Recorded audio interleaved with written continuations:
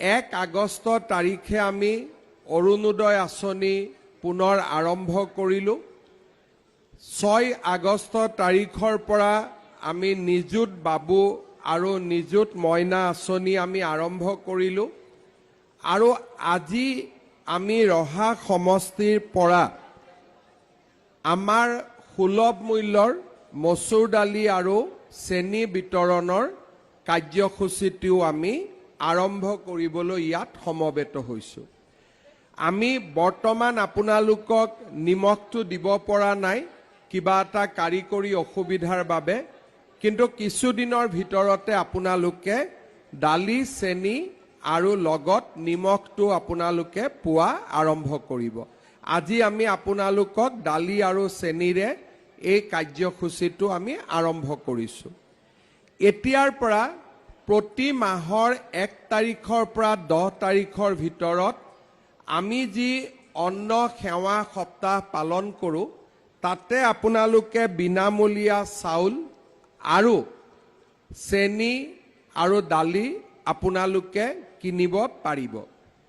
ইয়াৰ পিছত লাহে লাহে মই আৰম্ভ কৰিম যে আপোনালোকক প্ৰতিশ্ৰুতি দিয়া অনুসৰি কেনেকৈ আমি আপোনালোকক মিঠাতেলটো দিব পাৰোঁ, কেনেকৈ আমি নিমখখিনিও দিব পাৰোঁ, আৰু অৰুণোদয় আঁচনিটো যিবিলাক পৰিয়াল বাদ পৰি গৈছে বা শাহুৰেক আৰু বোৱাৰীয়েকৰ মাজত এগৰাকীয়ে পাইছে এগৰাকীয়ে পোৱা নাই, তেওঁলোককো কেনেকৈ অৰুণোদয় দিব পাৰোঁ সেই বিষয়ে আমি লাহে লাহে আমাৰ কামবিলাক আৰম্ভ কৰিম। চৰকাৰখন অলপ গত লওক আৰু চৰকাৰখনে গত লোৱাৰ লগে লগে আমি আমাৰ জনকল্যাণমূলক কামবিলাক আমি আৰম্ভ কৰিব পাৰিম।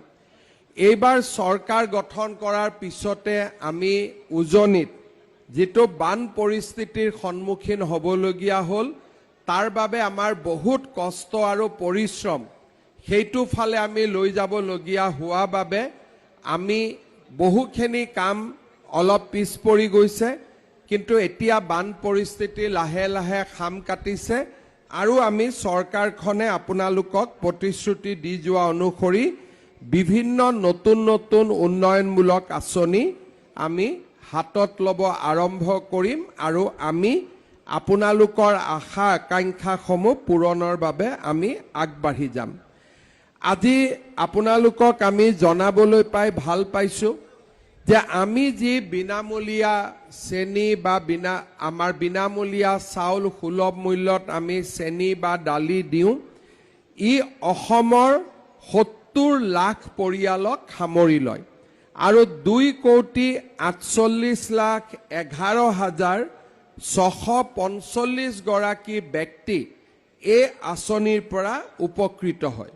মই অলপ আগতে আমাৰ বিভাগক সুধিছিলোঁ যে নগাঁও জিলাত কিমান পৰিয়াল এই আঁচনিৰ পৰা উপকৃত হয়। তেওঁলোকে মোক জনাইছিলে যে নগাঁৱত 3,85,299টা পৰিয়াল এই আঁচনিৰ পৰা উপকৃত হয় আৰু প্ৰায় 15,83,080 গৰাকী ব্যক্তিয়ে এই আঁচনিৰ পৰা লাভ পাবলৈ সক্ষম হয়। আমাৰ ৰহা সমষ্টিত 61,614টা পৰিয়াল এই আঁচনিৰ পৰা উপকৃত হয় আৰু 2,36,000 ব্যক্তি এই আঁচনিৰ পৰা উপকৃত হয়। আমাৰ ৰহা সমষ্টিত 356খন ফেয়াৰ প্ৰাইচ শ্বপ আছে আৰু নগাঁও জিলাত 1797টা আমাৰ ফেয়াৰ প্ৰাইচ শ্বপ আছে। এই আঁচনিখন ৰূপায়ণ কৰাৰ ক্ষেত্ৰত আমাৰ সমবায় সমিতি আৰু ফেয়াৰ প্ৰাইচ শ্বপসমূহে যথেষ্ট গুৰুত্বপূৰ্ণ ভূমিকা পালন কৰে। মই তেখেতসকলকো আজিৰ এই দিনটোত এই আঁচনিখনত সহযোগিতা কৰাৰ বাবে ধন্যবাদ আৰু কৃতজ্ঞতা আগবঢ়াইছোঁ।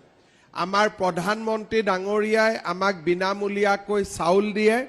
ৰাজ্য চৰকাৰখনে অৰুণোদয়ৰ পৰা সুলভ মূল্যত চেনি দালি নিযুত মইনা নিযুত বাবু আমাৰ 5 লাখ টকালৈকে চিকিৎসা সাহায্য বিভিন্ন আঁচনি আমি ৰূপায়ণ কৰি আহিছোঁ আৰু আহিবলগীয়া দিনবিলাকত আমি দুখীয়া দৰিদ্ৰ মানুহক ইয়াতকৈও বেছি সহায় কৰিবৰ বাবে আমি যত্নপৰ হৈ থাকিম।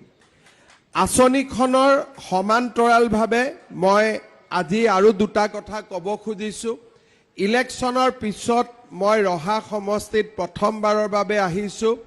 ৰহা ৰাইজক মই ধন্যবাদ জনাইছোঁ যে আপোনালোকে আমাৰ শশীকান্ত দাসক পুনৰ এবাৰ বিজেপিৰ বিধায়ক হিচাপে নিৰ্বাচিত কৰি প্ৰেৰণ কৰিছে। ৰহা সমষ্টিত ইলেকশ্যনৰ সময়ত মই বহুকেইটা ঘোষণা কৰি থৈ গৈছিলোঁ।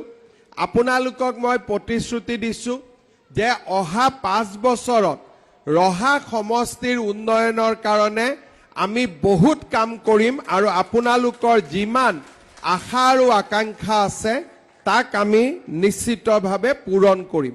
ৰহাত ষ্টেডিয়ামৰ পৰা কেইবাটাও প্ৰতিশ্ৰুতি মই দি থৈ গৈছিলোঁ। মোৰ গোটেই প্ৰতিশ্ৰুতিবোৰ লিখা আছে আৰু এটা এটাকৈ মই গোটেই প্ৰতিশ্ৰুতিবোৰ বাস্তৱত ৰূপায়িত কৰিম আৰু আমাৰ ৰহা সমষ্টিক উন্নয়নৰ পথত আমি আগুৱাই লৈ যাম। আজি মই দীঘলীয়াকৈ ক'ব খোজা নাই, কাৰণ আপোনালোক সকলোৱে জানে যে আমাৰ অসমবাসী ৰাইজৰ এইবাৰ মনটো বহুত বেয়া হৈ আছে উজনিৰ বানপানীৰ কাৰণে। সেইবাবে আমি অতি অনুষ্টুপীয়া কৰি আজিৰ সভাখন আয়োজন কৰিছোঁ। অন্যথাই আমি বহুত ভাল কৰি আৰু ডাঙৰ কৰি সভাখন কৰিব পাৰিলোহেঁতেন, কিন্তু আজি আমি মাত্ৰ আঁচনিখন আৰম্ভ কৰি দিব খুজিছোঁ। পিছত মই ৰহালৈ আকৌ আহিম, বিশেষকৈ আমাৰ জোঙাল বলহু গড়ৰ আঁচনিটো উদ্বোধন কৰিবৰ বাবে মই 2 এদিনতে আকৌ ৰহালৈ আহিম। তেতিয়া ৰহা সমষ্টি আপোনালোকৰ আৰু বিভিন্ন আঁচনি বা বিভিন্ন নতুন কথা মই আপোনালোকক জনাম। আজি পুনৰ এবাৰ মই খাদ্য আৰু অসামৰিক যোগান বিভাগক মই ধন্যবাদ জনাইছোঁ যে অতি সোনকালে বাজেট পাছ হোৱাৰ 10 দিনৰ ভিতৰতে আপোনালোকে আঁচনিটো আৰম্ভ কৰিব পাৰিলে। মই এইটো অনুৰোধ কৰিম যে খুব সোনকালে আপোনালোকে যাতে নিমখটো দিয়াৰ ব্যৱস্থা কৰে আৰু আমি একেলগে ৰাইজক যিমানখিনি প্ৰতিশ্ৰুতি দিছিলোঁ এই প্ৰতিশ্ৰুতিবোৰ বাস্তৱত ৰূপায়ণ কৰাৰ বাবে আমি একেলগে কাম কৰিম।